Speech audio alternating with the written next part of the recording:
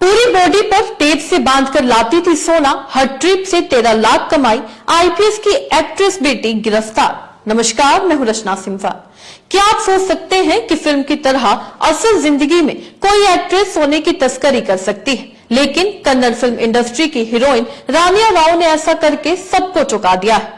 कन्नड़ फिल्मों की एक्ट्रेस रानिया राव दुबई से सोने की तस्करी करते हुए बेंगलुरु एयरपोर्ट पर रंगे हाथों पकड़ी गई। उन्होंने एक खास तरह की बेल्ट के सहारे 14.8 किलो सोना छिपा रखा था, जिसकी कीमत करीब 12 करोड़ है।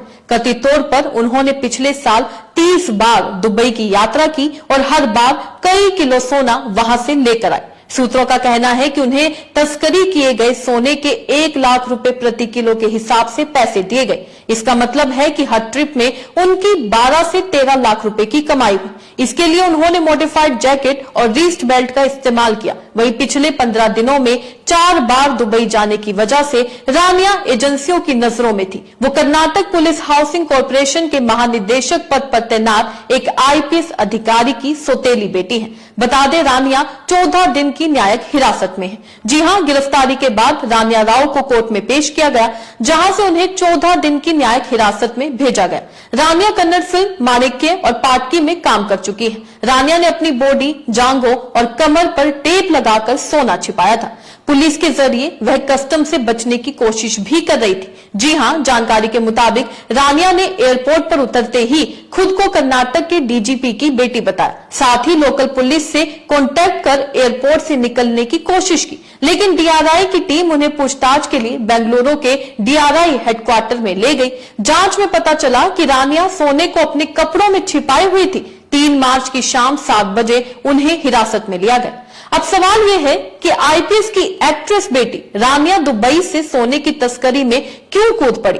रानिया के सोने की तस्करी में कूदने की 2 बड़ी वजहें हैं। पहली वजह, रानिया को मिलने वाला सिक्योरिटी प्रोटोकॉल। जी हां, रासफ खुफिया निदेशालय को सीसीटीवी फुटेज की पड़ताल से पता लगा कि पिछली 4 फ्लाइट्स के दौरान रानिया ने एक ही प्रोटोकॉल फॉलो किया। जब रानिया एयरपोर्ट पर पहुंचती तो एक अधिकारी टर्मिनल पर मुलाकात करता और उन्हें बाहर ले जाता, जिससे रानिया का सिक्योरिटी चेक होता ही नहीं था। जांच से बचाने के लिए रानिया को सरकारी गाड़ी में ले जाया जाता था। इस प्रोटोकॉल की वजह से रानिया एयरपोर्ट से सोना निकालने में सफल हो पाती थी। दूसरी वजह, सोने की एक खेप से करीब 51 लाख रुपए की कमाई। जी हां, आईटीजे के मुताबिक भारत में फिलहाल 1 किलो सोने की कीमत 86.4 लाख रुपए है, जबकि दुबई में 1 किलो सोने का ऑफिशियल रेट करीब 83 लाख रुपए है। अगर दुबई से 1 किलो सोना खरीदकर बिना कस्टम ड्यूटी चुकाए भारत में लाकर बेच दे तो 3.4 लाख रुपए ज्यादा मिलेंगे।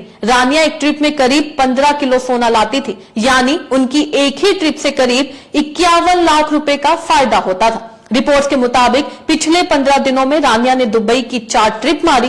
रिपोर्ट्स के मुताबिक जिस रैकेट के साथ वो काम करती थी उसे प्रति किलो 1 लाख रुपए मिलते थे। डीआरआई अधिकारियों को शक है कि वे तस्करी के एक बड़े नेटवर्क का हिस्सा भी हो सकते हैं। बता दें, सोने की तस्करी में रानिया की गिरफ्तारी पर उनके आईपीएस पिता की प्रतिक्रिया भी सामने आई है।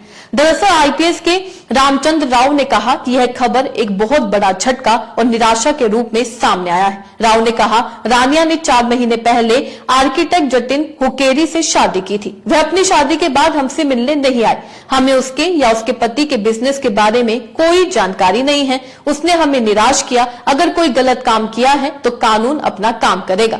बता दें, रानिया की बात की जाए तो इस मसले पर जो है अब कहीं ना कहीं राजनीति भी गर्मा गई है। जी हां, इस मामले में कांग्रेस विधायक एएस योन्ना ने कहा कि इस तरह के मामले में डीजीपी की बेटी का फंसना एक्सीडेंटल है। वह एक आरोपी है और तस्करी की गतिविधियों में लिप्त है। कानून अपना काम करेगा, चाहे वह डीजीपी की बेटी हो, आम आदमी की बेटी हो, मुख्यमंत्री की बेटी या प्रधानमंत्री की बेटी हो, कानून के लिए सब समान है। वहीं भाजपा विधायक डॉक्टर भरत शेट्टी वाई ने कहा कि अगर यह सच है और इसमें लोकल पुलिस भी शामिल है तो यह सत्ता का दुरुपयोग है। सरकार को इस पर कड़ी कार्रवाई करनी होगी। हालांकि अब जांच एजेंसियां अपना काम शुरू कर चुकी हैं। अब देखना होगा कि रानिया को क्या कुछ सजा दी जाएगी। आपको क्या लगता है? अपने राय कमेंट में लिखकर जरूर बताइएगा। इसी तरीके से देश और दुनिया से जुड़ी हर छोटी सी बड़ी अपडेट के लिए FBN यानी फ्रंटलाइन ब्रेकिंग न्यूज के साथ बने रहिएगा।